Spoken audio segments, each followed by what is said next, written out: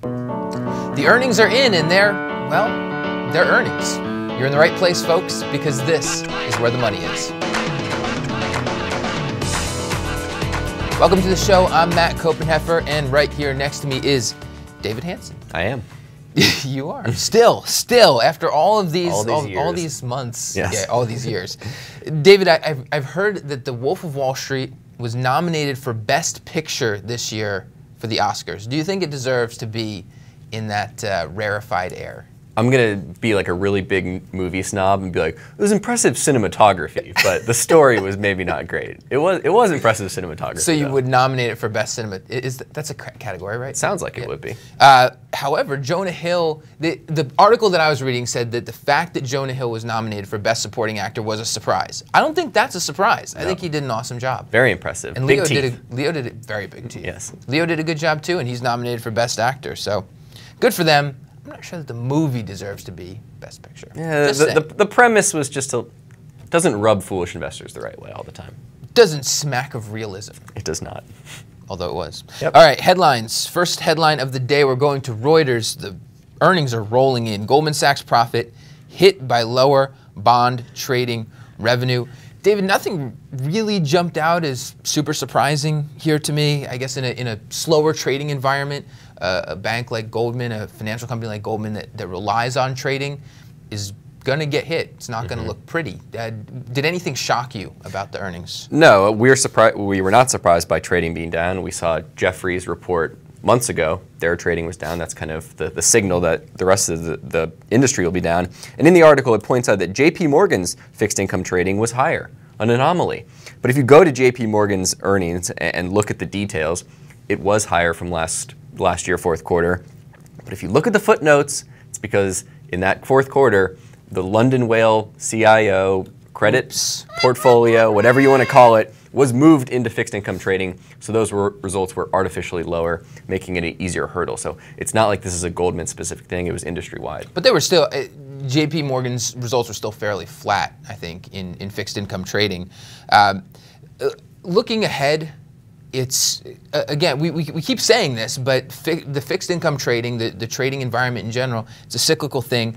Looking ahead, what I think is interesting is into 2014, I think there's the potential to maybe we finally see that fixed income trading pick up. We're certainly going to see some change out of the Federal Reserve. We're approaching the 6.5% unemployment rate that the Fed is watching in terms of its bond buying program and its central interest rate. We've already seen some of the taper program come into effect. We could see mergers and acquisitions pick up as the economy continues to pick up. We could also see the IPO market continue to pick up. I was reading an article in the New York Times about the potential for the Alibaba IPO, which could be massive. Really big. Which not could be, will be massive. And there's a very good chance that Goldman will be a part of that, if not one of the lead book runners. So in terms of the look ahead for Goldman, there could be better horizons. Indeed, and just kind of rounding out the full year of 2013, full year 2013 ROE was 11%. Not bad considering there were some headwinds in the environment there. They were able to grow tangible book value 7% for the year, despite Berkshire exercising those warrants, which came in and actually hurt existing shareholders or diluted them a little bit. So still grew tangible book 7%.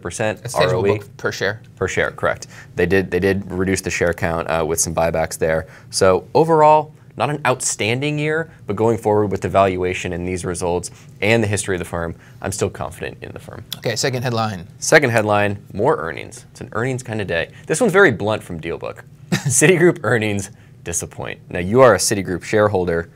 You've been on the bandwagon the last couple months, really coming along with the strategy at Citigroup. Were you disappointed? Not in these earnings. One quarter isn't going to change my outlook for Citigroup. It's really more a look ahead to the next 5 years and what can happen over that time frame. I think you pointed this out to me that in the article, it sort of said that this is a critical time for Michael Corbat. So Citi's disappointing at a critical time for Michael Corbat. I don't think it's a critical time. Just trying to stir the pot, I guess. Right. I hope that anybody in a position to evaluate, to legitimately evaluate Corbat is not thinking that this is a critical time. It's a time. This is a time. It is time. It's a time. But it's not a critical time. Corbat's been the CEO for 15 months. Yeah, barely a year. I'm looking ahead to 5 years when he can really implement the strategic vision of sort of consolidating the bank down to the key urban markets around the world and becoming the premier global bank, or cementing its place as the premier global bank. I was thinking about what are the kind of things we want to see from Citigroup. We want to see expenses coming down. We want to see Citi Holdings being reduced. We're seeing both of those. Citi Holdings assets were down 25% year over year. We want to see them focusing the international presence. They've continued to do that. And we want to see them use the deferred tax assets. I don't think we've talked too much about that on the show. It's a little boring. I know. We should probably visit that on its own at some point. But basically, this is a big chunk of assets on Citi's balance sheet that they need to use because they're not earning returns against it. They used $2.4 billion worth of those deferred tax assets this year. That's a good thing. I'll leave it at that for now. We'll revisit that again in another time. The one thing I'll say about Citigroup that kind of disappointed me, if we're going to point to one thing, not be totally optimistic.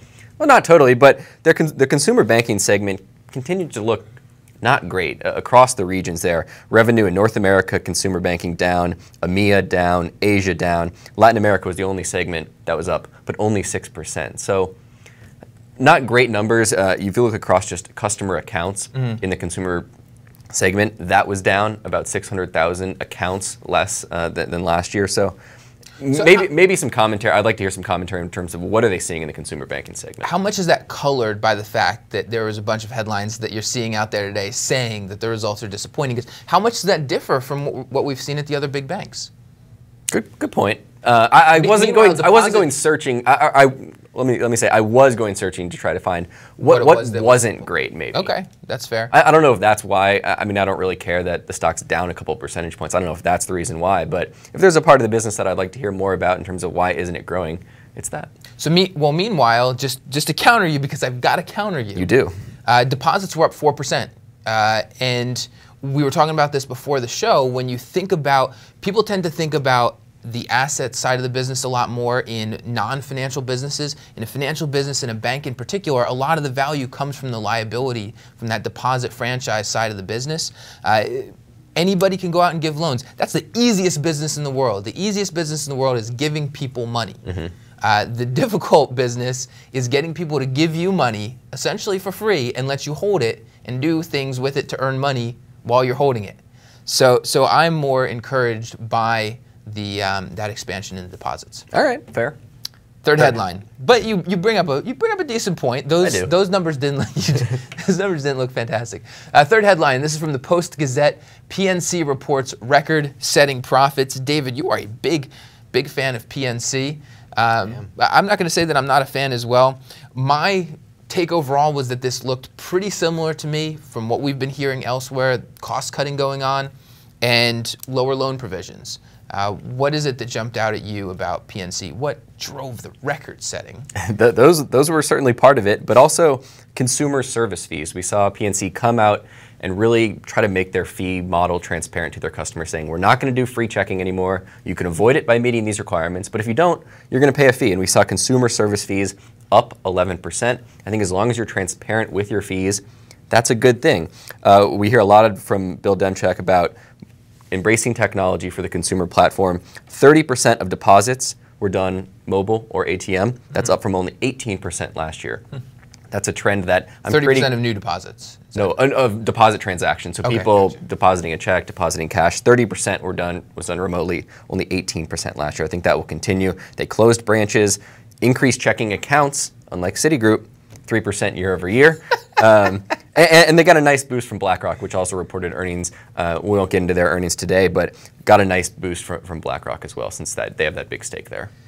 What is the largest denomination check that you would feel comfortable depositing through your mobile device? Ooh. Where do you draw that line?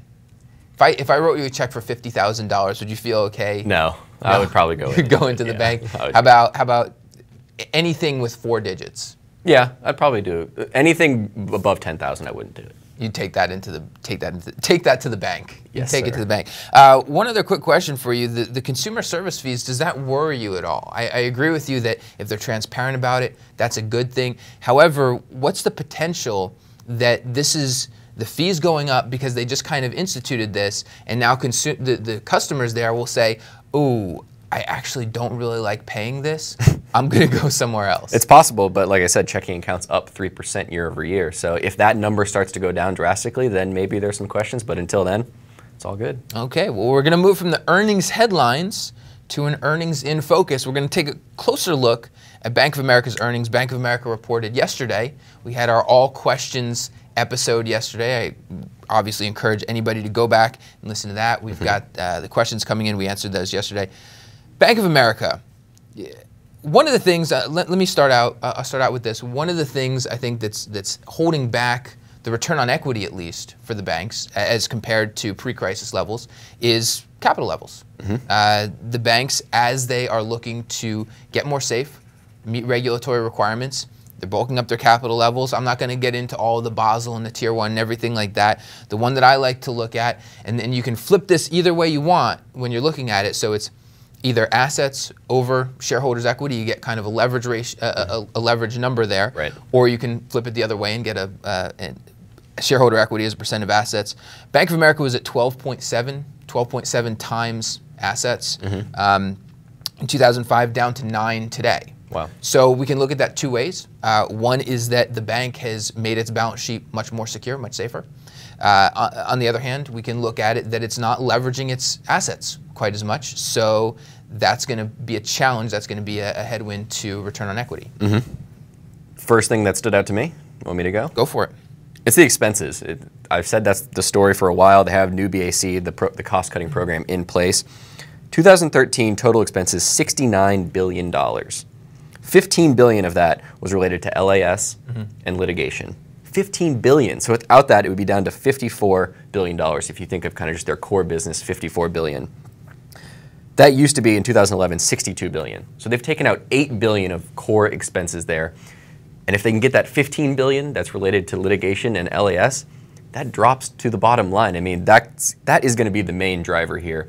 It's not going to be top-line growth. They're not going to see 10% top-line growth at Bank of America. It's just not going to happen. But if they can get those expenses out, that is a huge thing for shareholders. I was looking at earlier today some of the differences between where the banks were, the condition of the banks, I'll say, between 2005 and 2013, this past year.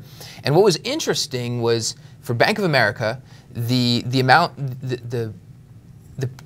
extent to which they're using, if I can get this out, the extent to which they're using their assets to generate net interest income and non-interest income. It's been relatively stable between 2005 and 2013. So the question is, why isn't Bank of America producing the profits that it has been between those two periods?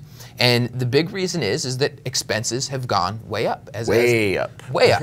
And so when you think about what Brian Moynihan has been doing, he's been right on point that his focus has been on reducing expenses. So I'm right there with you. My question now is obviously you continue to reduce the expenses. There's still plenty of room to be made up there. You continue to work off the legal liabilities. But what's next? And in particular with that, what's next in terms of defining what this business is, defining what it is for customers, and maybe shaking off some of this reputational problem? Time will be, just plain old time, will be somewhat of a remedy for that, but I think the bank does have to be a little bit more proactive about heading off the reputational damage that's been done since 2008. I agree. That's important. It's cleaning up the stuff, getting the expenses out of the system. Okay, now you have a clean balance sheet, let's say, and you're making normalized earnings. Do you have what it takes to keep it that way and keep people coming back to do business with you? It seems like they're on the right path, but like you said, it remains to be seen whether they do it over a long period of time. Anything else that you want to highlight about the earnings report? No. Sounds good. What do you think about what's one of the other things that I was noticing was Merrill. Merrill continues to be a good contributor to Bank of America. Countrywide, I don't think that there's basically any possibility that Countrywide's ever going to be looked back on as this was reasonable for them to acquire it. Merrill, on the other hand, there's a pretty big hurdle in terms of the settlements that they've had to do for Merrill, in terms of the losses that they got right off the bat, and in terms of the price they paid. However, the Merrill brokerage business, that's both the Merrill Edge, which is kind of a retail-oriented business, as well as the institutional business, that's been a really good contributor, a steady, solid contributor. And then the investment banking franchise has been really solid as well. So I'm getting more and more bullish on Merrill as part of Bank of America. Right. I don't think there's a question that it's not going to be a profitable acquisition despite all those things, but it's just a question of it could have been so much more profitable, because if you say maybe they paid 75 cents on the dollar for Merrill, maybe if they waited 2 days, they could have got it for 25 cents on the dollar, then it would look very profitable. So I don't think there's a question that it's a good, stable business. It's just a question of, gosh, I wish they paid a little bit less for it. All right, let's head over to the mailbag. We've got an email address. That email address is WTMI@fool.com. We love to get emails, so go ahead and send us an email. Our question for the day comes from Darren. Darren writes, I have been hearing about peer-to-peer lending at some investing sites and podcasts. IRAs are available to invest in loans at sites like Prosper and Lending Club. What are your thoughts on peer-to-peer lending as an investment? Would this be a suitable replacement for part of the bond allocation in a portfolio? Do you think peer-to-peer lending will become disruptive to banks or credit card companies? Let me start off with this comment. My first comment will be what I said before, is that the easiest business in the world is giving people money. And you can do as much of that as you want if you give people money at a good price. So to that extent, I'm not necessarily bullish on, in particular, peer-to-peer lending disrupting banks, because banks are good at the harder part of the business, which is getting people to give them money at low cost. Peer-to-peer lending is more about you giving people money, and that's relatively easy. Right, and looking at the two ones that he mentioned, Prosper and Lending Club, these aren't just no-namers. John Mack from Morgan Stanley is now on the board of Lending Club. Google invested in Lending Club, so these are no joke of an organization. But in terms of making this an allocation to your bond portfolio, maybe, but you need to realize these are pretty risky loans here. They need to be thought of as almost junk bonds. Maybe even riskier than junk bonds, in my opinion. You think so? I do think so. Okay. I mean, this is people that, a lot of people that come and are asking for money are borrowing at these rates to go then pay off credit card loans at higher rates. So these aren't the most credit-worthy customers. Sometimes they are, but a lot of the times they are not. I think if you're interested in it, you need to spread your money across a wide net. I wouldn't go through and be like, oh, that sounds like a cool idea. I'll put $10,000 behind this one guy. I would spread it across multiple loans if this is something you're interested in. I think it can be successful. People have been successful. We are seeing bigger players move into the space, which will have more competition for maybe the best loans. Some specialized lenders, some hedge funds are moving in. So as more people come into the space, it will be harder to make as attractive returns, I think. I think what's interesting is to think about, to what extent would you make a big loan to a friend or family member, and how comfortable would you be with that, and how much would you think that would be a replacement for bonds in a portfolio? If you're comfortable with that and you like that idea, maybe move on to the Prosper or Lending Club. But that's something that I'd say more test out and play around with, as opposed to say, yeah, this is just as good as having a diversified bond index in my portfolio. It's definitely not the same as that. It's a much more, if you're looking at sort of the risk scale of your fixed income, that's way up. That's way up. And one thing I'm not sure, I haven't looked into this, is I don't know the fees involved in terms of going through Lending Club. So like I just said, maybe spread it across 20 different loans. If there are large fees involved, something to be aware of if you're doing a lot of these. I'm not sure what the fee structure is or kind of how that works, but something to look into if you're interested. It's just generally going to be more work. So just the same as if you get an S&P 500 index fund and you're paying low cost on that, versus if you're investing in individual equities. That's a lot more work to pick out the individual equities you're going to invest in. Just like and again, it's still not the same, but investing in a low-cost bond index fund versus trying to pick out good individual customer risks on a peer-to-peer lending site, that's going to be a lot more work, and you have to make sure that you do that work and know what the costs are so that you can kind of project what you're actually going to see as a return there. Indeed. All right, game for today. We got a little fool in the blank. I'm going to present a few scenarios. We fool in the blank. We do. Fill it in. Let's start with the first one. We've got Citigroup's results made me blank about the bank's turnaround. Decently confident. I mean, turnaround being defined as cleaning up Citi Holdings, which was just the mess, bad loans on their books. Citigroup, we've talked about this before, they haven't been hit as hard with the legal costs. It's not that part of their business that was so bad. They were kind of more of a, I don't want to call them a victim, but they were the ones holding a lot of these bad mortgages. Victim, they were a victim. You can call them that. So they have reduced that. I think they reduced Citi Holdings by another 25% this quarter. So I'm pretty confident they're getting it done. What do you say? I would say Citi's results made me feel exactly the same about the prospects, about the bank's turnaround. This one quarter didn't really change the way I'm looking at the story. I'm looking at the future for Citigroup. All right. Let's go on to the second one. You want to read it? Looking back at 2013, I now think Brian Moynihan is a blank CEO.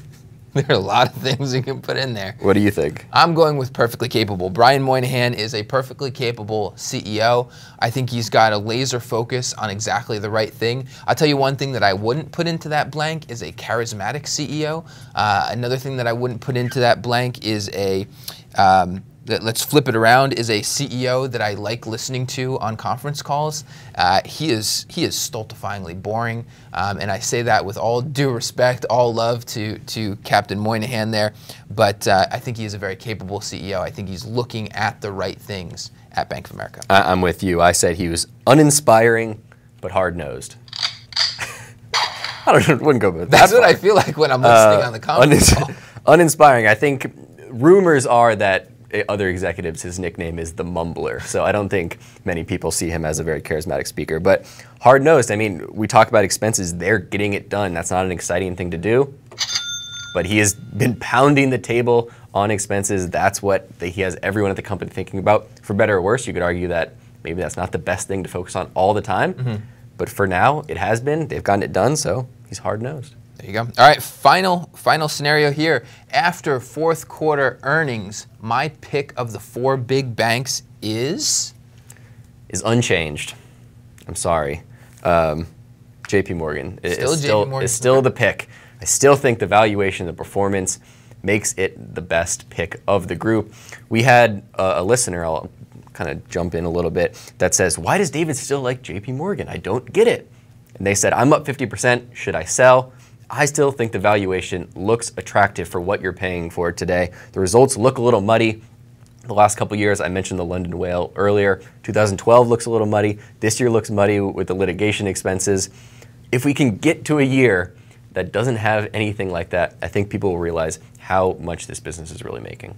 Citigroup's been climbing in my rankings. Is that my pick of the litter? I think it is. All right. Citigroup, number one. All right, let's finish off in the Twitter sphere. David, what's our first tweet? First tweet is from Roger Nyack. He says, MREITs stare down activist threats. How hard is it to run a mortgage REIT? I could run one in my basement. And that was a quote from Phil Goldstein of Bulldog Investors. So Bulldog took a stake in Javelin, saying, you guys need to buy back your stock. It is so cheap. You are wasting everyone's money by not buying it back. They made a big deal about it back in the end of 2013. They finally did. The stock went up. Other mortgage REITs, AG&C, American Capital Agency, they've been buying back some shares. Annaly, not as much. Is that something you think mortgage REITs should do, with most of them trading at big discounts to book? I know we think about that, and it sounds like almost a no-brainer. What would be the downside of them buying back their shares at this big of a discount?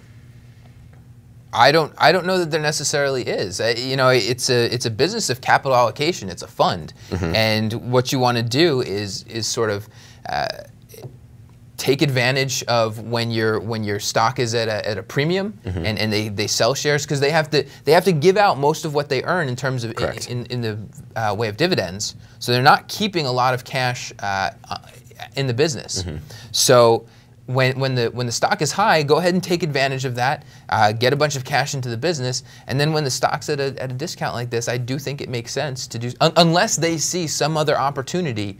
And American Capital Agency and Annaly are good examples of, they just don't have a lot of flexibility. Right. They're focused on agency-backed, mortgage-backed securities. So if there are opportunities that are better than buying back the stock at this sort of discount, go for it.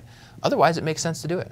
I think one of the reasons that they may not have is if they don't want to lever up and borrow more to do that, They may have to sell securities. We saw the securities plummet in value the last couple of quarters. They maybe don't want to sell them at those values, sell them at a loss, and realize those losses. So maybe that's what's holding up some of these firms from going back. I'll tell you another reason that they might not is that the payments that go to the management companies are based on a percentage of what it's either shareholder equity or assets. Either way, if you start buying back stock, those are going down unless you lever up a whole bunch. Is it shareholder equity? I think it is. Shareholder equity. So if you start buying back stock, that shareholder equity goes down. Guess what? Management company is getting paid less. Not going to say that that's the case at all these companies, but gotta follow the money sometimes. All right. Final tweet. Final tweet. We've got... Do we have a final tweet? We do have a final tweet, right? We do. There we go. WSJ Life and Style. That's at WSJ Life. The question is, the best airport food before boarding. In which terminal can you find bison tartare? Do you have any airport recommendations? First question is, are you eating bison tartare before you're getting on a plane? I've never had tartare of any sort. You haven't? Not at all? No. You asked what's my favorite food before getting. I really dig when there's a Potbellies at an airport. I find that they're usually the most efficient Potbellies. I think it's Midway. It's one of the Chicago airports that I fly through a lot, and they have a Potbellies in the airport. So well run, so awesome. There's actually one at Dulles too. I don't like flying out of Dulles. And Reagan. Is there? There is. I don't think I've been to that one. How about you? What's your go-to?